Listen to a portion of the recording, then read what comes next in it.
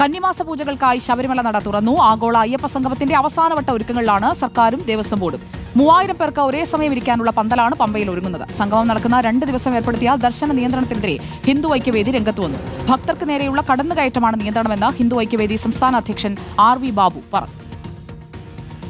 ഒരു ദിവസം ഏകദേശം 80,000 പേർക്ക് ദർശനം നടത്താം ശബരിമല സന്നിധാനത്ത് എന്നാണ് കണക്ക്. പക്ഷെ 10,000 പേർക്ക് മാത്രമായിട്ട് 19-ാം തീയതിയും 20-ാം തീയതിയും ദർശനം പരിമിതപ്പെടുത്തി എന്ന് പറഞ്ഞാൽ ആയിരക്കണക്കിന് അയ്യപ്പന്മാർക്ക് അവരുടെ മൗലിക അവകാശം നിഷേധിച്ചിരിക്കുക. ഈ അയ്യപ്പ സംഗമം എന്നുള്ളത് ക്ഷേത്രത്തിന്റെ വിശ്വാസപരമായ കാര്യമല്ല, ആചാരപരമായ ഒരു കാര്യമല്ല, അനുഷ്ഠാനപരമായ ഒരു കാര്യമല്ല. അയ്യപ്പ സംഗമം കാശുണ്ടാക്കുക എന്ന ലക്ഷ്യത്തിനു വേണ്ടിയിട്ട് അവിടുത്തെ വികസന പ്രവർത്തനങ്ങൾ എന്ന പേരിൽ നടത്തുന്ന ഒരു പരിപാടിയാണ്. അപ്പൊ അതിന് വിശ്വാസവുമായിട്ട് യാതൊരു ബന്ധമില്ല. അപ്പൊ അങ്ങനെയുള്ള ഒരു പരിപാടിക്ക് വേണ്ടി വിശ്വാസികൾ എത്തുന്നതിനെ തടയുന്നു എന്നുള്ളത് ഗുരുതരമായ ഒരു വിഷയമാണ്. ചെയ്തുകൂടാത്തതാണ്. അത് വിശ്വാസികളുടെ മൗലിക സ്വാതന്ത്ര്യത്തിന്മേലുള്ള കടന്നുകയറ്റമാണ്, അനീതിയാണ്. അതുകൊണ്ട് ആ തീരുമാനത്തിൽ നിന്ന് ദേവസ്വം ബോർഡ് പിൻവലിയണം. ആ ബ്രോഷറിലുള്ളത് അപരവൽക്കരണത്തിന്റെയും മാനവികതയുടെയും പൊളിറ്റിക്കൽ ടേംസ് ആണ് ഉപയോഗിച്ചിരിക്കുന്നത്. അപ്പൊ ഇത് പൊളിറ്റിക്കൽ പരിപാടിയാണോ? അപ്പൊ ഇത് ഭക്തന്മാരെ കബളിപ്പിക്കലാണ് എന്നുള്ള കാര്യത്തിൽ സംശയം.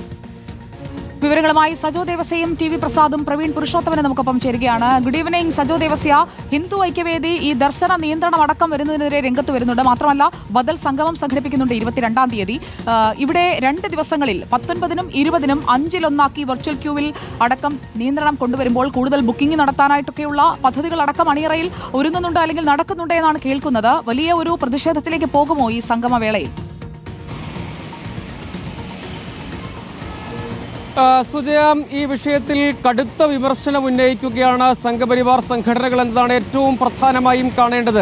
അതായത് ശബരിമലയിൽ ആയിരക്കണക്കിന് ഭക്തർ ദർശനം നടത്താൻ എത്തുന്ന പതിവ് ക്രമീകരണം കൃത്യമായും ലഭ്യമാകേണ്ട സന്ദർഭത്തിൽ അവിടെ ഒരു നിയന്ത്രണം കൊണ്ടുവരുന്നു. അവിടെ പതിവായി എത്തേണ്ട അല്ലെങ്കിൽ പതിവ് പോലെ എത്തേണ്ട ഭക്തർക്കത് സാധ്യമാകാതെ വരുന്നു. അങ്ങനെ ഒരു നിയന്ത്രണം ഉണ്ടാകുന്നത് ഭക്തർക്ക് തന്നെ ഏർപ്പെടുത്തുന്ന അവരുടെ വിശ്വാസവും ആചാരവും ഒക്കെ പാലിക്കാനുള്ള അവസരം നിഷേധിക്കുന്നതിന് തുല്യമാണ്. അങ്ങനെ വരുമ്പോൾ അവരുടെ മൗലികമായ ഭരണഘടനാദത്തമായ അവകാശം നിഷേധിക്കുന്നു.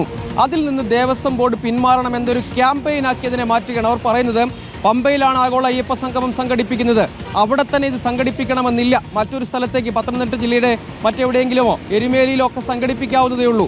ഇവിടെ സംഘടിപ്പിക്കുക വഴി അവിടെ വരുന്ന അവർ നിശ്ചയിക്കുന്ന ചില ആളുകൾക്ക് വേണ്ടി മാത്രമായി ദർശനം പരിമിതപ്പെടുന്നു എന്നൊരു സാഹചര്യം ഉണ്ട് എന്ന വിമർശനം ഉന്നയിക്കുക വഴി വലിയ ക്യാമ്പയിനാക്കി മാറ്റാൻ. കാരണം ഇതിൽ PS പ്രശാന്ത് ചിലയിടങ്ങളിൽ പ്രതികരിച്ചു കണ്ടു. ഈ നിയന്ത്രണങ്ങൾ അല്ലെങ്കിൽ എന്ത് ചെയ്താലും തനിക്ക് പേടിയാണ് എന്നൊക്കെ ദേവസ്വം ബോർഡ് പ്രസിഡന്റ് തന്നെ പറയുന്നുണ്ട്. TV Prasad, Devaswom board president advocate PS പ്രശാന്തിന്റെ ഒരു പ്രതികരണം നമ്മൾ തേടുന്നുണ്ടായിരുന്നു. എന്തായാലും ഇതുവരെ പ്രതികരിച്ചിട്ടില്ല. പക്ഷേ അദ്ദേഹത്തിന് ഒരു ഭയം വന്ന് ചേർന്നിട്ടുണ്ട് എന്നത് ചില പ്രതികരണങ്ങൾ പുറത്ത് കണ്ടതിൽ നിന്ന് എനിക്ക് മനസ്സിലായിട്ടുണ്ട്.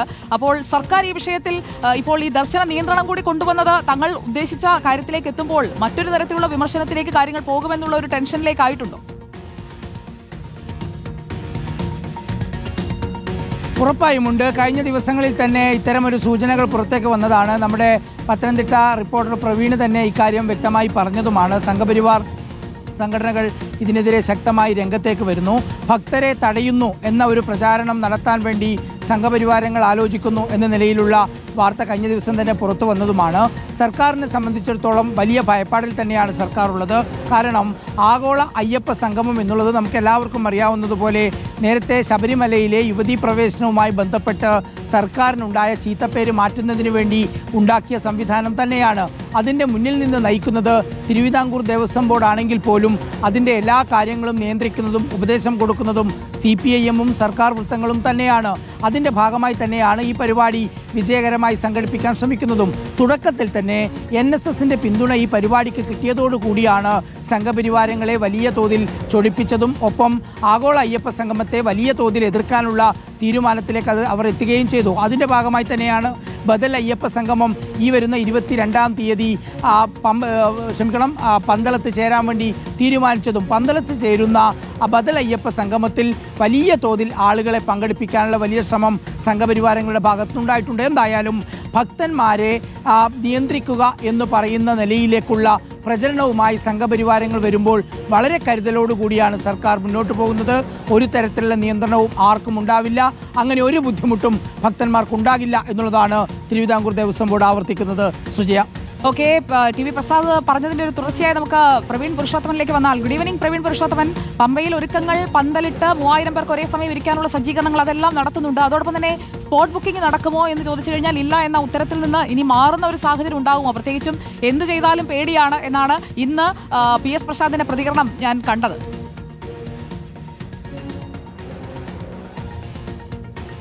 സുജയ, പമ്പ ത്രിവേണിയിലാണ് ഈ ആഗോള അയ്യപ്പ സംഗമത്തിനുള്ള പന്തലിന്റെ നിർമ്മാണം പുരോഗമിക്കുന്നത്. ഈ മാസം 18-ന് മുമ്പ് നിർമ്മാണം പൂർത്തീകരിക്കാൻ ലക്ഷ്യമിടുന്നു. അതിന്റെ തയ്യാറെടുപ്പിൽ കൂടിയാണ് ആ പന്തൽ നിർമ്മിക്കുന്ന തൊഴിലാളികൾ. നാം കഴിഞ്ഞ ദിവസം അവിടെ നേരിട്ട് പോയി ഇതെല്ലാം കണ്ടിരുന്നു. വളരെ ദ്രുതഗതിയിൽ തന്നെയാണ് നിർമ്മാണം പുരോഗമിക്കുന്നത്. വലിയ വിസ്തൃതിയിലാണ്, അതായത് 36,400 സ്ക്വയർ ഫീറ്റിലാണ് ഈ പന്തൽ ഒരുക്കുന്നത്. അതിൻ്റെ സ്റ്റേജിൻ്റെ വീതി എന്നുള്ളത് 42 സ്ക്വയർ ഫീറ്റാണ്. 82 സ്ക്വയർ ഫീറ്റ് നീളമാണ് സ്റ്റേജിനുള്ളത്. അപ്പോൾ നമുക്കറിയാം എത്രമാത്രം കേമമായിട്ട് അത് നടത്താൻ തന്നെയാണ് സർക്കാരും ദേവസ്വം ബോർഡ് തീരുമാനിച്ചിരിക്കുന്നത് എന്നുള്ളത്. അത് ആ സ്റ്റേജിൻ്റെ പുറകിൽ VIP-കൾക്ക് വിശ്രമിക്കാൻ വേണ്ടി മാത്രം വിപുലമായിട്ടുള്ള സൗകര്യങ്ങളോടെയാണ് അവിടെ അത്തരത്തിലുള്ളൊരു സൗകര്യം കൂടി തയ്യാറാക്കുന്നത്. 3000 പേർക്ക് ഒരുമിച്ചിരിക്കാവുന്ന ഒരു പന്തൽ.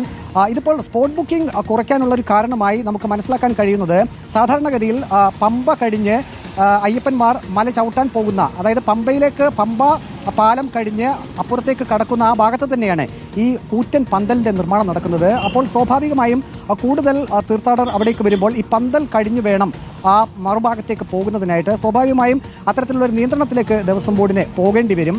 നേരത്തെ സൂചിപ്പിച്ചതുപോലെ തന്നെ 50,000-ലധികം ആളുകൾ ഒരു ദിവസം സ്പോട്ട് ബുക്കിങ്ങിലൂടെയും ഒപ്പം തന്നെ വെർച്വൽ ക്യൂ വഴിയും ഒക്കെ ദർശനം നടത്താൻ എത്തുന്നതാണ്. അവിടെ ഇപ്പോൾ അതിൻ്റെ എണ്ണം കുറയ്ക്കുമ്പോൾ സ്വാഭാവികമായും ഈ ആഗോള അയ്യപ്പ സംഗമത്തിൻ്റെ സൗകര്യങ്ങൾ കൂട്ടുക എന്നുള്ളത് തന്നെയാണ് ലക്ഷ്യമിടുന്നത്. മറ്റൊന്ന്, അവിടെ വരുന്ന പ്രധാനപ്പെട്ട വ്യക്തികൾക്ക് ശബരിമല ദർശനത്തിനുള്ള ഒരുക്കം കൂടി അല്ലെങ്കിൽ അതിനുള്ള ഒരു സൗകര്യം കൂടി ദേവസ്വം ബോർഡ് തയ്യാറാക്കി കൊടുക്കുമെന്നാണ് നമുക്ക് അറിയാൻ കഴിയുന്നത്. ഏതായാലും ഈ ആഗോള അയ്യപ്പ സംഗമത്തെ സർക്കാർ വളരെയധികം പ്രാധാന്യത്തോടുകൂടി കാണുന്നു. നേരത്തെ തന്നെ ദേവസ്വം ബോർഡ് പറഞ്ഞതാണ്, സർക്കാരിൻ്റെ പിന്തുണയോടുകൂടി ദേവസ്വം ബോർഡ് തന്നെയാണ് ഈ ഒരു ആഗോള അയ്യപ്പ സംഗമം നടത്തുന്നത്. ദേവസ്വം ബോർഡ് പ്രസിഡന്റ് PS പ്രശാന്തും ഇക്കാര്യം തന്നെയാണ് വ്യക്തമാക്കിയത്. അതുകൊണ്ട് തന്നെ സർക്കാരിന്റെ കൂടി ഒരു പ്രസ്റ്റീജിന്റെ കൂടി ഒരു പ്രശ്നം കൂടിയാണ് ഈ ആഗോള അയ്യപ്പ സംഗമം എന്നുള്ളത്. അതിന് ഒരു കുറവും വരാൻ പാടില്ല എന്ന്, അതിന്റെ സംഘാടനത്തിൽ ഒരു വീഴ്ചയും പാടില്ല എന്ന് സർക്കാരിനും ഒപ്പം തന്നെ ദേവസ്വം ബോർഡിനും നിർബന്ധബുദ്ധിയുണ്ട്. അത് പന്തൽ നിർമ്മാണം മുതൽ ഇനി അങ്ങോട്ട് അതിന്റെ എല്ലാ കാര്യങ്ങളിലും ആ ഒരു സൂക്ഷ്മത നമുക്ക് കാണാൻ സാധിക്കും. പൂർണ്ണമായും ശീതീകരിച്ച പന്തലിലായിരിക്കും ആഗോള അയ്യപ്പ സംഗമം നടത്തുക. അങ്ങനെ ഒരു പ്രത്യേകത